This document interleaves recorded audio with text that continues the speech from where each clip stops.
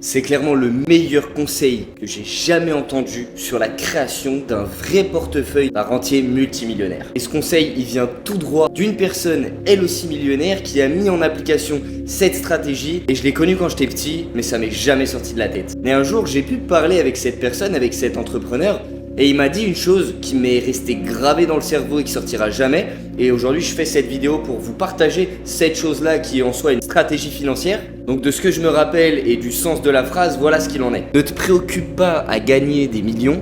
Concentre-toi plutôt sur les 100 000 premiers euros parce qu'après tes rentes, elles vont devenir exceptionnelles. Tu te doutes bien que j'avais pas tout compris à l'époque parce que j'étais gamin et que j'avais aucune base dans l'éducation financière en elle-même. Mais après quelques années dans l'entrepreneuriat et après avoir mis en place cette stratégie, crois-moi, c'est vraiment game changer. Honnêtement, effectivement, les 100 000 premiers euros, ils sont très durs à avoir, mais une fois que c'est fait et que tu as les bonnes stratégies, aller chercher plus, voire le million, c'est vraiment pas impossible, et ça en un temps bien plus court que ce que tu peux imaginer. Donc déjà, la question, c'est pourquoi les 100 000 premiers euros, ils sont si difficiles que ça? Eh bien, pour répondre à cette question, il y a deux raisons. La première, c'est votre pouvoir d'achat. Pensez à ça comme si vous gériez un personnage dans un jeu vidéo, vous n'avez tout simplement pas assez joué longtemps pour développer vos compétences et donc pouvoir rivaliser avec des joueurs bien plus expérimenté. Et bien c'est exactement la même chose quand il s'agit de gagner de l'argent, surtout lorsque vous êtes jeune. Et ce problème en plus de ça, si vous en occupez pas, il s'aggrave avec le temps. Et une étude récente, elle a prouvé que la génération Z a environ 86% de pouvoir d'achat en moins que les générations précédentes, donc que ce qu'avaient les baby boomers avant au même âge. C'est en partie dû au fait que les personnes âgées restent plus longtemps sur le marché du travail, ce qui rend les postes mieux rémunérés, bien plus difficiles à obtenir. Et en soi, pas si dur que ça, parce qu'avec l'arrivée d'internet et toutes les opportunités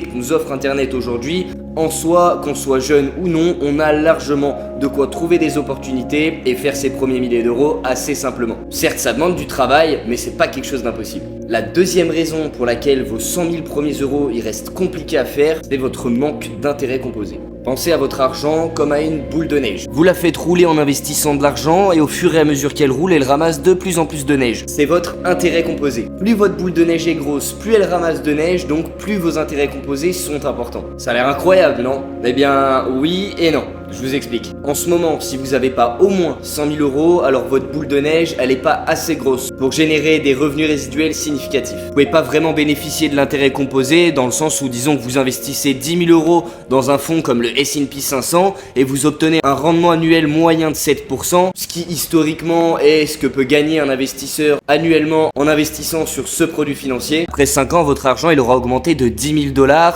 à 14 176 $.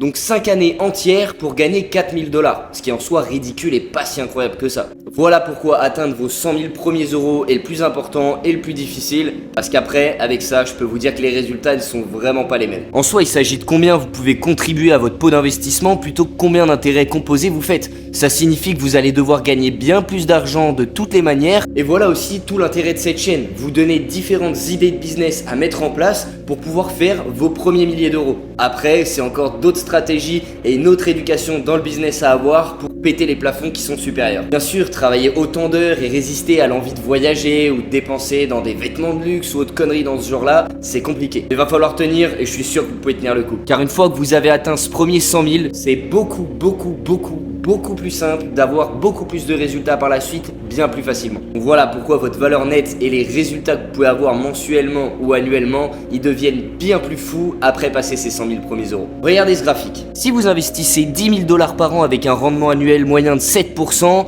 passer de 0 à 100 000 prendra un peu plus de 7 ans. Par contre, passer de 100 000 à 200 000 ne vous prendra que 5 ans. Donc globalement, il faudra 2 bonnes grosses années pour atteindre le deuxième 100 000 par rapport au premier. C'est après que ça devient encore mieux. Pour passer de 200 000 à 300 000, ça prend un peu moins de 4 ans, on est sur 3,78 années. Ensuite, 300 000 à 400 000, ça prend 3 ans. 400 000 à un demi-million, on parle plus que 2,5 ans. On peut encore continuer plus loin, vous en doutez bien, mais je pense que vous avez compris la puissance de l'intérêt composé. Regardez simplement comment le graphique il commence à devenir fou, et comme surtout tout ça se produit après réellement les 100 000 premiers euros. Voilà pourquoi c'est important que vous fassiez tout pour rester focus sur la création de ces 100 000 premiers euros. Parce que plus vite vous les faites, plus vite vous pourrez atteindre les prochains paliers. Et c'est pour ça que des personnes deviennent millionnaires sur 5 à 10 ans, d'autres 15 à 20 ans, d'autres 30 à 40 ans, parce qu'elles ont fait leurs 100 000 premiers euros plus ou moins rapidement. Et surtout après, elles ont réussi à les investir intelligemment dans les bons produits financiers. Mais en soi, si vous investissez tout simplement dans un fonds à faible taux, soit 100 000 $ investis dans un fonds comme le S&P 500 et que vous réinvestissez jamais après ça, partons même du principe que ce wallet vous le perdez complètement, et bah vous devenez quand même millionnaire après 33 ans. Bon, maintenant que vous comprenez l'importance de pourquoi il faut réaliser ces 100 000 premiers euros assez rapidement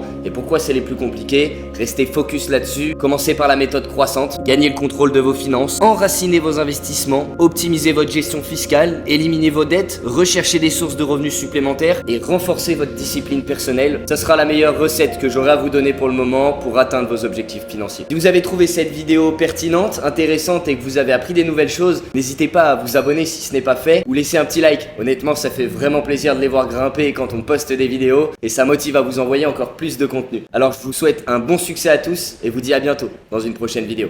Ciao.